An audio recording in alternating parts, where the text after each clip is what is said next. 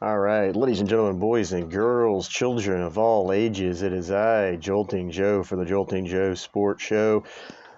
Let's start off with what you're drinking and what you're smoking. I got a little house blend from Havana Alley down in Galveston. It's a Candela wrapper, that's why it's green. All right, good Candela there. And decided I got a can of Stella Artois. Getting fancy, Stella Artois.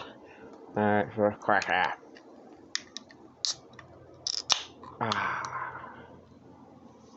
All right. Ugh. Okay. Well, just got off the golf course. That's why I'm in my golf attire here. And not only that, today's the first day of the U.S. Open. But we got a lot to get to today. So let's just jump right into it, shall we? Let me pull up, first of all, let me pull this up, because this is my list of stuff to cover. All right. All right, let's just go down the list here, and also too, let me pull up the leaderboard for the PGA, because I got to watch a little bit of it this morning. Haven't got to see a whole bunch of it, so we'll pull up the see what we got going on here at the top of the leaderboard, and then we'll get into that as well. All right, so let's just kind of like I said, let's just go down the list. Last week, of course, the big news, the Live Tour, which is backed by the Saudis, of course. Probably heard that in the news. They had their first event in London last weekend. Of course, that's been all the talk around the U.S. Open, which is in Massachusetts today and through Sunday. Rory McIlroy, of course, has come out against it. John Rahm had some really good thoughts about it too, some really thoughtful things as well. Apparently, Brooks Koepka's tired of hearing about it and was a little bit of a dick and a little bit of a crybaby, just to be completely honest with you. And Justin Thomas has spoke out against it too. He's had some really good, thoughtful stuff as well.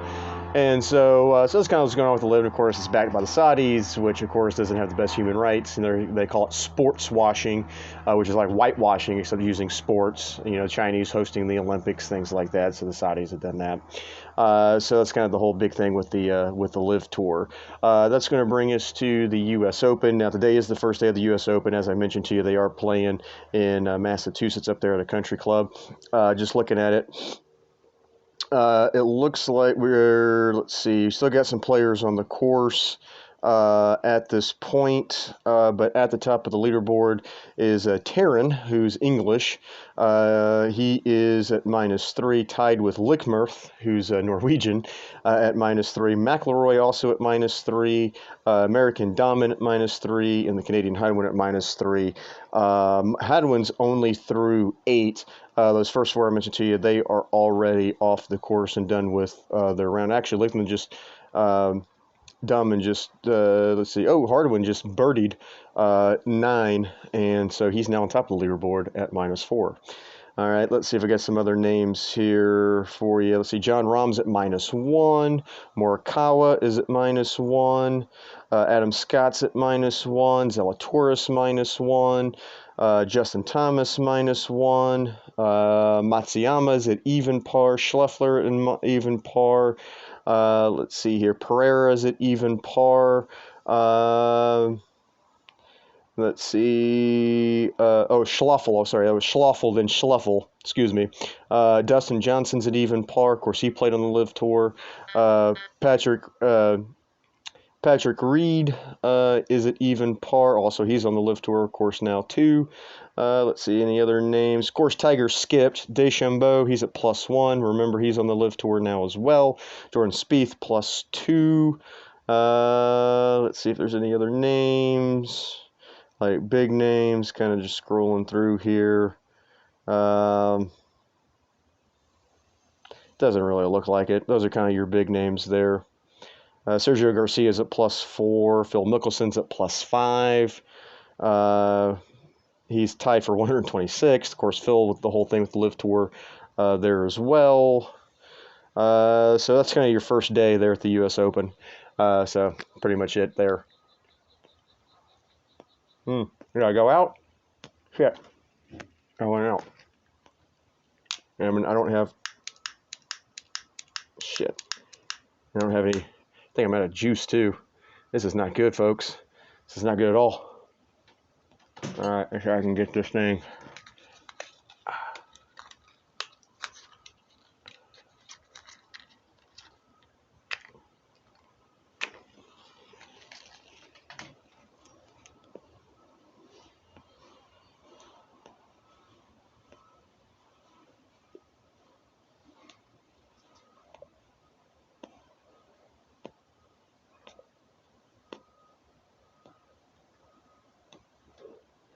Oh, I just asked. Let's see if I can get this thing going.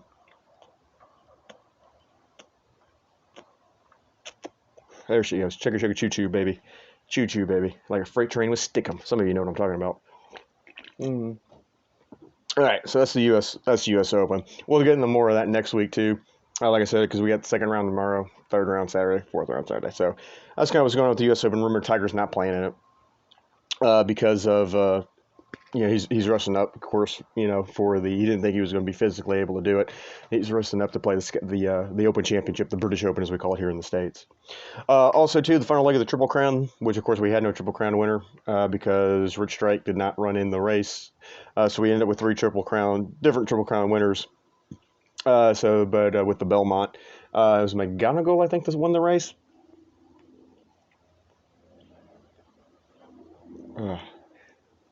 Okay, hold on. This is a good show, I know. Just me smoking. Trying to get a cigar going. So that's going on with that. Nothing really with the Belmont. I mean, I missed the trifecta by one damn horse, and the horse that needed to finish third finished in fourth, so I was a little pissed off.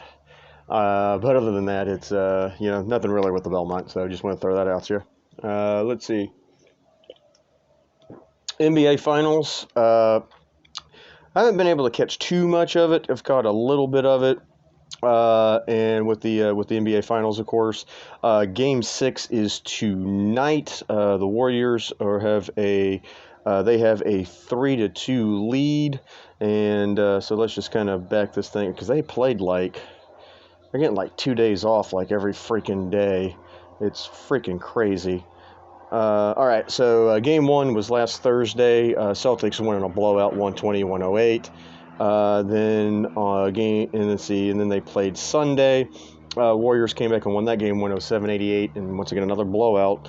That tied the series at 1, and then the Celtics won Game 3, 116-100, and another blowout. And then the Warriors a 10-point victory to tie that series at 2, and then the Warriors won 104-94 to take a 3-2 lead. And like I said, they play tonight. So that's kind of your NBA Finals, really, in a nutshell.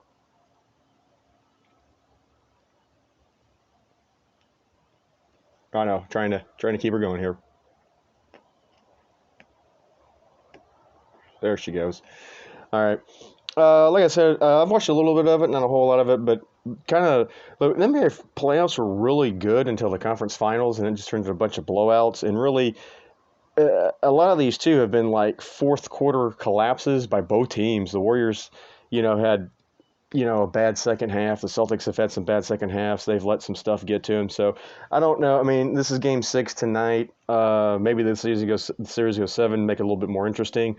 But as far as the individual games go, and another thing too, they're playing like every 2 days. There's only been one time where they've only had 1 day off. Everything else they've had 2 days off.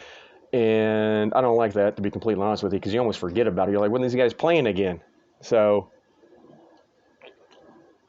excuse me. Own personal opinion on that, I just think that's stupid. I think they should be playing at least every other day, unless it's a travel day. If you want to put 2 days in between travel days, that's cool, but whatever. All right. Moving on. Let's go to... Okay, we'll skip that one for right now. All right, let's go to the Stanley Cup. Game 1 was yesterday. Now, just so you know, too, let me go to the NHL here. Because, let's see, was it? Yeah, so the Tampa Bay Lightning, the series was tied at 2 in the Eastern Conference Finals. And then Tampa came back and they won Game 5, won 3-2. They won that game 3-1. Excuse me, to go up take a 3-2 series lead, and then the Lightning ended up beating the Rangers 2-1 in Game 6 to win that series. And Tampa looking for the three-peat in the Stanley Cup Finals. There has not been a Stanley Cup three-peat since the 80s with the New York Islanders when they won. I believe it was 4 in a row, if I remember right. But that's the last time that it's been done. And we talk about three-peats, of course, with basketball. Sometimes talk about three-peats. And nobody's done it in football, obviously. But we have Stanley Cup. Nobody's done it since, it's been 40 years basically since anybody's three-peated. And then Game 1 of the Stanley Cup was last night. Good game. They're playing. Game 1 was in Denver. They're playing against the Avalanche. Tampa was.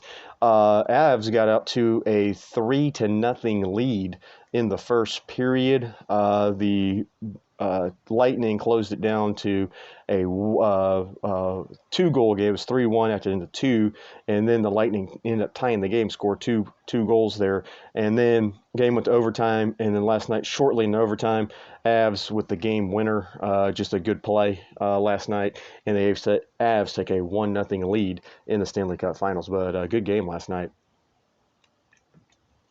And that should be a really good series because, one, both teams are really good. Like I said, Lightning looking for the three-peat, and the Avs in the Stanley Cup for the first time since 2001, I believe.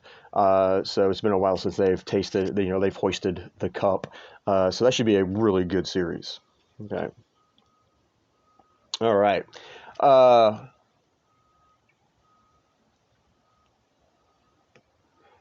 We forgot to farther get into it, but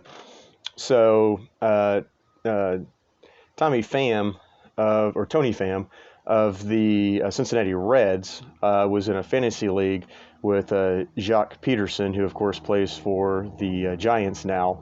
And when the Giants were playing the Reds in Cincinnati, Pham had issue with Jacques Peterson and his fantasy team. This is football fantasy from this past year, and he thought that Jock Peterson was cheating because of guys on IR, which, by the way, that's not cheating. If you've got a guy on IR, you can hold on to him because maybe he gets off of IR and you don't want somebody else to pick him up. Or two, you can just hold on to him just so nobody else gets him just in case he comes up. But that's not cheating. That's just playing good fantasy football. Well, Pham took exception, slaps Jock Peterson, turns into a whole thing. We then find out that Mike Trout was the commissioner of the league. Pham said that Trout was a horrible commissioner, didn't like him very much, and then Trout came back and said, "I don't know a commissioner that doesn't get booed," which I think was pretty funny on his part, on Trout's part. And then let's see here, and then so the Angels were on Sunday Night Baseball this past Sunday, so they were talking to Trout. And they were talking to Trout about this fantasy league. And it turns out that Alex Bregman of the Houston Astros won the league. And so they're going to be on Sunday Night Baseball this week. So I'm sure that Bregman's going to be getting some answers from the guys from ESPN about the league and stuff like that. But that's kind of where all that kind of stemmed from. So that's been kind of the interesting thing if you've been kind of following that story there. As far as that goes. So, but anyway, there you go.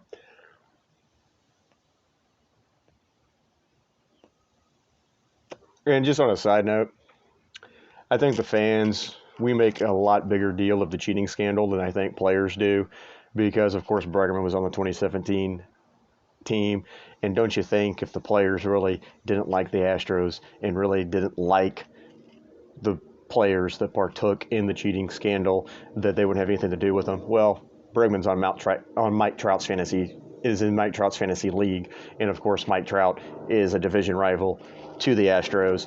Apparently Mike Trout doesn't give two monkey shits about it because he invited Bregman to play. They're in the same fantasy league, so there you go. All right, they're all human. All right, next thing. Since I'm a Commanders fan too, but also made national headlines, Jack Del Rio made some, might say, stupid remarks about the hearings for January the 6th. Of course, the January 6th hearings are going on right now. And look, here's the thing about it: this is not a political show. This is a sports show. All right. I don't agree with what Jack Del Rio said. However, I do not believe that there was anything offensive in what he said. I believe that he was just exercising his First Amendment right, that he was giving his opinion. I don't think his opinion was the right one. Like I said, I disagree with him. But, of course, Twitter sphere wanted blood and wanted him fired and this, that, and the other thing. Ron Rivera fined him $100,000, which they're going to dedicate or donate to the Capitol Police and stuff like that, which is, a good gesture. I get it. But the thing about it is Jack Del Rio is entitled to his opinion. Even I think it was Payne, I believe it was Payne, who came out and said, I don't think any less of the guy. He's just my football coach. And of course, Payne's a black dude, and that was his opinion about it. And that's kind of the thing. The comedian Bill Maher always says, you can't be offended. You can't be more offended than the offended party. And of course, Jack Del Rio obviously has black players on his team. He coaches on defense. And like Payne said, he's just my football coach. I don't care what he says. And it wasn't blatantly racist or anything like that. Once again, it might not have been the smartest comment in the world. You might not agree with the comment. You might fully agree with the comment. But the fact of the matter is, Jack Del Rio should not be fired because of a dumb remark that he made. That's just asinine. It is just absolutely unnecessary. But of course, that's where we've got in today, and with this whole cancel culture bullshit. Everybody wanted to cancel Jack Del Rio. All right.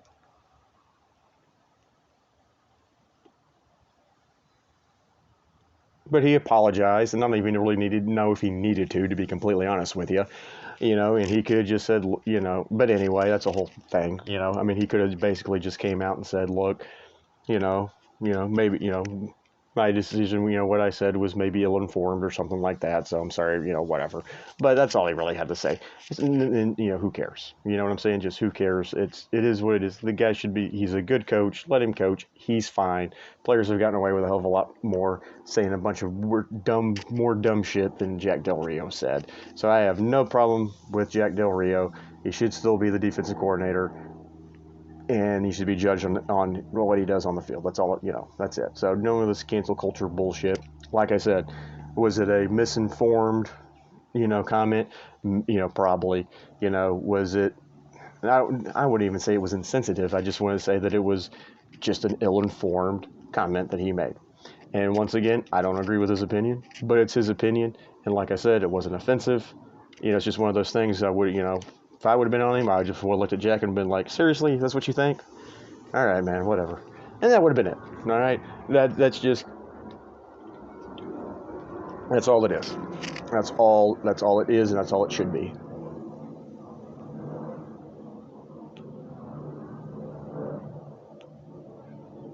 Sorry, I'm just trying to keep this thing going here, you know what I mean? Sure, Freud's getting a kick out of wherever he's at with me sucking on this thing so hard. You know what I mean? Wink, wink, nudge, nudge, say no more. All right. And then also too, yesterday, as a matter of fact, the Astros had a day game and against the Texas Rangers, and something historic happened in that game. And of course, I was an Astros fan watching it, but here's the deal. All right.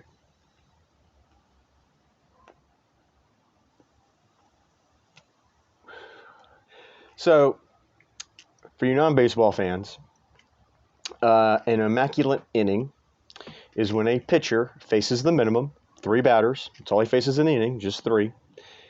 And he strikes out the side. So he strikes out all 3 batters, but he strikes out all 3 batters on 3 pitches.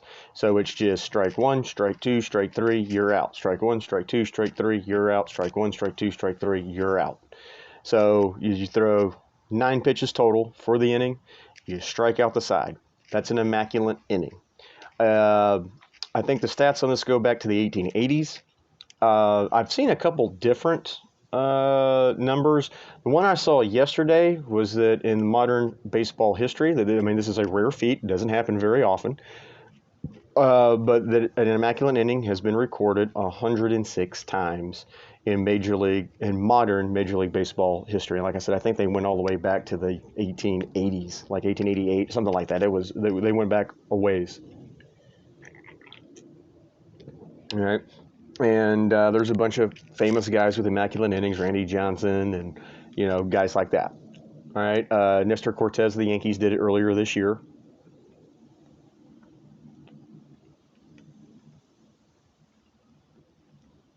So once again, though, it's a pretty rare feat. Doesn't happen a lot. Okay. All right. So with that being said, and now, like I said, if you're not a baseball fan, you know what an immaculate inning is, and it's a rare feat. Doesn't happen very often. All right. So in the bottom of the second inning yesterday, Luis Garcia. Let me get the names right on this because I can't remember all three guys, but I can find it real quick. Okay, and from yesterday. All right, and let me go to the play-by-play here too because that'll give me the three guys that struck out. Okay. Oh, crap. Started right there. Okay. Hold on a second. Okay. So Luis Garcia was the starter yesterday for the Astros. And in the bottom of the second inning, he struck out Lowe. He then struck out Duran, I believe is how you say his name. And then he struck out Miller. Struck out all three of them swinging, all on three pitches. Luis Garcia throws, we'll just say the 107th, because like I said, the number I saw was 106 before yesterday, so we're just going to go with 106. I did see a couple different numbers, though, but we'll go with the 106.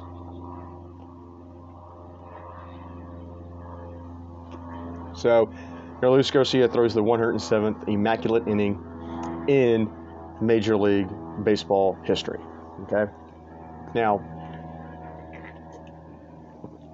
an immaculate inning, two immaculate innings, I should say. Two immaculate innings have never been thrown on the same day, let alone in the same game. And so, fast forward to the bottom of the seventh inning. The Astros were on top, 7-2. Phil Maton comes on in relief of Luis Garcia in the bottom of the seventh inning.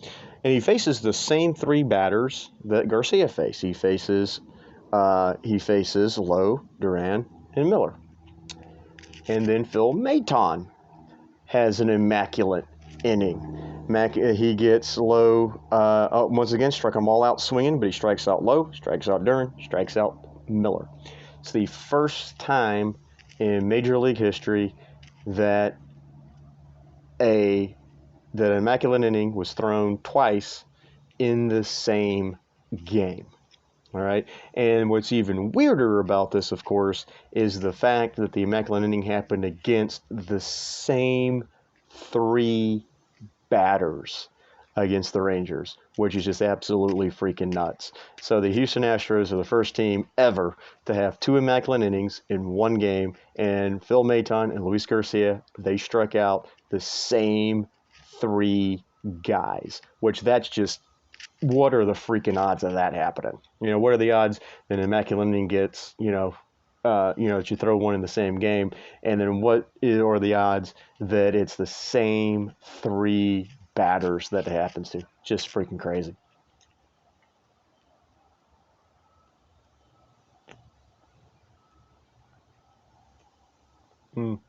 Sorry. Once again, just trying to get this thing going here.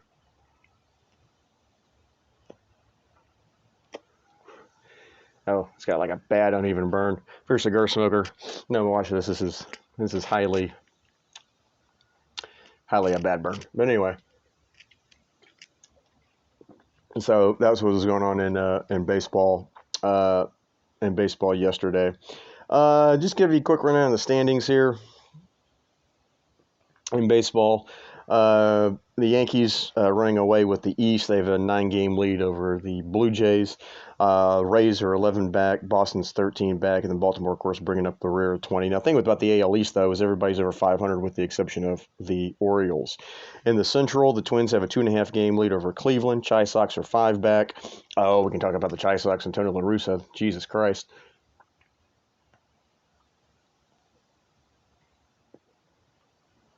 So the other day when the Chi Sox were playing the Dodgers, I believe Trey Turner was at the plate, and La Russa walked Turner with a 1-2 count. Now, most players, their average actually goes down with 2 strikes, and La Russa decided to walk him. Muncy comes to the plate and promptly hits a freaking home run. I think it was a 3-run jack at the time. Tony La Russa, what in the hell are you smoking? What are you drinking? How senile are you? Chi Sox fans have been chanting for the last few games. I know when the Rangers were up there last weekend, White Sox fans were chanting, "Fire Tony, fire Tony, fire Tony." They're done.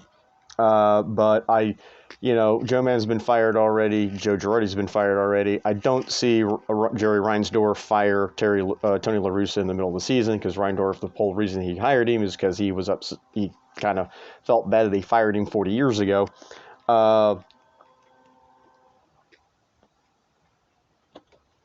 But I know White Sox fans are just kind of hoping that La Russa is the next one to go, because there's a lot of people that are not happy with him whatsoever. And then the Astros have a 9.5-game lead over the Rangers, 10.5 over the Angels, and 11 over the Mariners, and 18 over the Athletics. Now, the difference between the AL East and the AL West is that in the AL West, the Astros are the only team over 500. Now, the Astros have been doing what good teams are supposed to do, and that is beat bad teams. And so the Astros have been getting fat and happy off of the AL West. Okay. Now, remember, things are going to change next season. So rather than playing your division opponent 19 times, you're going to be playing them only 12 times, and then you're going to play everybody in the league.